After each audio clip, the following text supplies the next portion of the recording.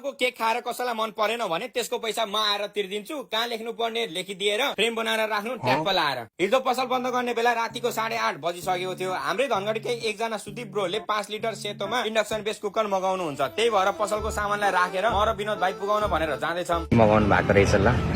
Thank you for choosing us. Welcome. अनि त्यहाँबाट फर्किँदा हाम्रो केक स्टेसन दाइलाई कल गरेर पसल बन्द नगर्नु ल, म आउँदैछु भनेर रोकाए। किनभने हिजो मैले केक खाएको थिएँ है, त्यो कहाँनिर त्यो नाम नभन, जिन्दगी केक नखाने बनाइदियो। हाम्रो दाइको पसल चाहिँ बन्द थियो हिजो, अहिले चाहिँ त्यही भएर खोले राख्नु है दाइ भनेर लिन आएको छु। अनि धनगढी बेलौरी पुरानबास बासीहरू यदि यो पसलको केक एकचोटि अर्डर गरेर अथवा सबमै आएर खाँदा यदि कसैको भित्री आत्मा सन्तुष्टि भएन भने त्यसको पैसा म आएर तिर्दिन्छु ल। सबको लोकेसन रहेको छ पुष्पलाल चोक अनि घरसम्मै डेलिभरी पनि हुन्छ, जसको लागि यो नम्बरमा कल अथवा व्हाट्सएपमा मेसेज पनि गर्न सक्नुहुन्छ। यो कुनै पेड प्रमोसन भने होइन, जस्ट आफूलाई लागेको कुरा व्यक्त गरेको हो। Okay by.